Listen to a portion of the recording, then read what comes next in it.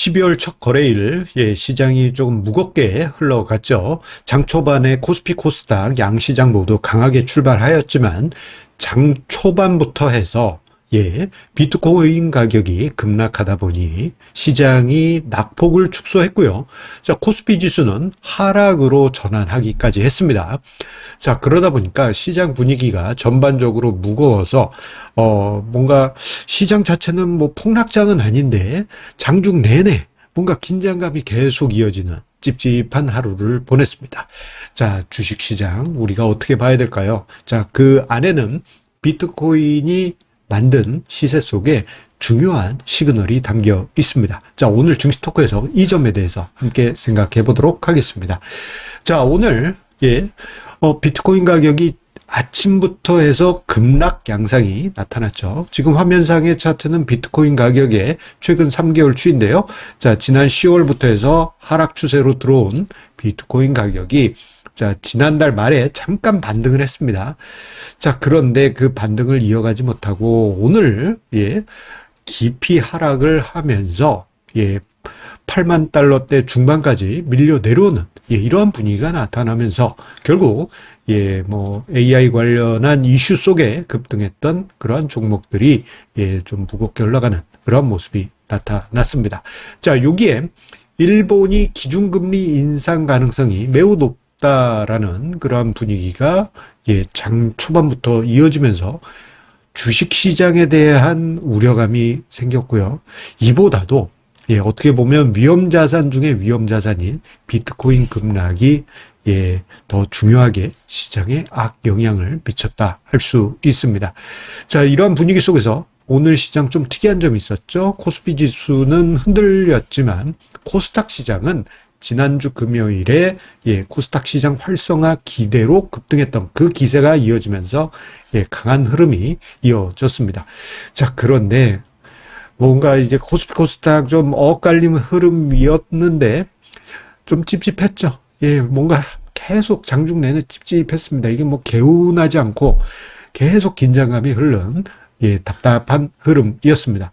자, 그런데 우리가 여기서 봐야 될 부분은요, 비트코인 가격의 급락입니다. 제가 왜 비트코인 가격을 평소 증시 토크답지 않게 자주 언급드리냐 하면요, 지난달에도 한두 번 언급드렸던 적도 있고요. 지난달 증시 토크에서, 정기 세미나에서, 고객분들한테는 진지하게 이야기 드렸는데요. 자, 비트코인 가격은, AI 관련 버블에 선행하는 그러한 모습을 보여옵니다.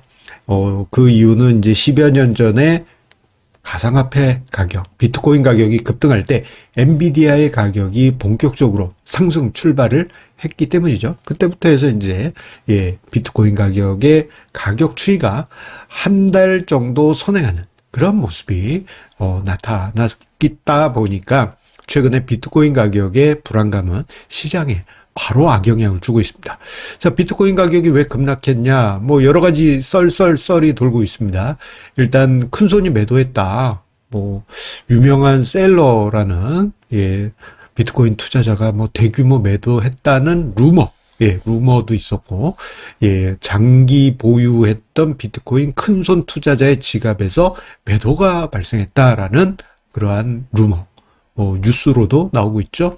여기에 ETF, 비트코인 관련한 ETF에서 자금이 유출됐다고 하는 그러한 뉴스, 그리고 이러한 부분들이 비트코인 가격을 억누르고 있는데, 특이한 점은 이게 다 11월에 나왔던 뉴스들입니다. 그럼에도 불구하고 비트코인 가격이 12월 첫날부터 해서 급락했다. 그런데 악재가 뭐예요? 그러면 이러한 것들, 11월에 나왔던 것들이 재탕됐다? 이건 그렇게 좋은 모습은 아닙니다. 자, 그렇다면 어떻게 보면 작은 트리거가 어쩌면 중요한 이슈가 될 수 있는 비트코인 가격 하락을 만들었을 텐데, 오늘은 무엇이었느냐? 일본의 금리 인상 가능성이에요. 자, 일본의 기준금리가 조만간에 있을 것이다. 거의 분위기가 굳혀져 가는 것 같습니다. 자, 이러한 분위기가 나타나다 보니까 엔캐리 트레이드 청산이 벌어지는 거 아니냐. 엔캐리 트레이드가 청산이 되게 되면 엔화를 싼 이자로 빌려서 위험자산에 투자했던 그 자금들이 회수될 가능성이 커지게 되고, 위험자산 중에 위험자산이라고 할 수 있는 비트코인이 그 중심에 있기 때문에, 예, 비트코인 가격이 제법 깊게 낙폭을 보이는 모습이 나타났다라고 볼 수 있겠고, 그 여파는 예, AI 관련주들의 흐름에 그렇게 우호적인 부분은 아니죠. 자, 여기에 더해서 지난달부터 해서는 GPU에서 구글의 TPU로 또 분위기가 전환되고 있잖아요. 그러다 보니까 이게 뭔가, 예, 그, 인공지능 관련한 이슈를 이끌어주는 어떤 이슈, 테마, 예, 재료들이 지금 공백 상태, 내지는 혼란, 교체 혼란기, 예, 이러한 과정이 있다 보니까 증시 불안이 가중되었다고 할 수 있습니다. 자, 그런데요, 12월 첫 거래일, 오늘 증시가 좀 불안했던 것은 사실이긴 합니다. 그런데, 코스닥 시장은 올랐잖아요. 예, 코스닥 시장은 올랐습니다. 자, 이 모습을 보다 보면 재밌는 부분이 있습니다. 오늘 코스닥 지수만 올랐느냐? 그게 아닙니다. 종목들이 전반적으로 예, 키 맞추기 하면서 상승하는 그러한 모습이 나타났는데, 그 부분은 이게 우리나라 증시, 한국 내부적으로 중요한 증시 흐름의 변화라고 볼 수 있겠어요. 즉, 지수는 재미없어도 종목들이 이제는 키 맞추기 하는 그런 과정으로 들어갔다라고 볼 수 있겠고, 그리고 앞서서 일본의 엔캐리 트레이드 청산 가능성, 뭐 일본의 기준금리 인상 가능성, 이런 어떻게 보면 악재도 있지만 오늘부로 해서요, 두 번째로 보게 되면 양적 긴축이 종료됩니다. 이게 거의 한 3년 만에 종료가 되는 것이죠. 자, 그러다 보니 또 한편으로는 글로벌 유동성의 어떤 완화적인 모습이 나타날 가능성이 큽니다.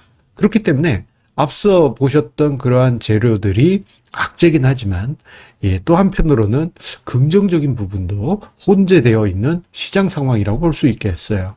그래서 지금 오늘 시장, 그리고 지난주 금요일 시장, 예, 보게 되면 코스피 지수는 조금 답답한 흐름을 보이지만 코스닥 지수는 예, 뜨거운 모습을 보여주고 있는데, 자, 이러한 모습은 한편 키 맞추기 과정에 들어갔다.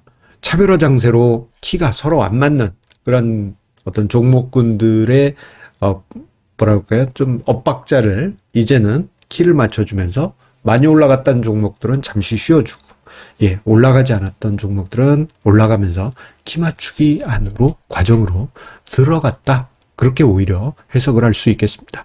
이러한 과정 속에서 코스피 지수 자체는 조금 재미없을 수는 있어요. 하지만 종목 단위에서는 예, 흥미로운 흐름이 이어지지 않을까, 그렇게 기대를 해봅니다.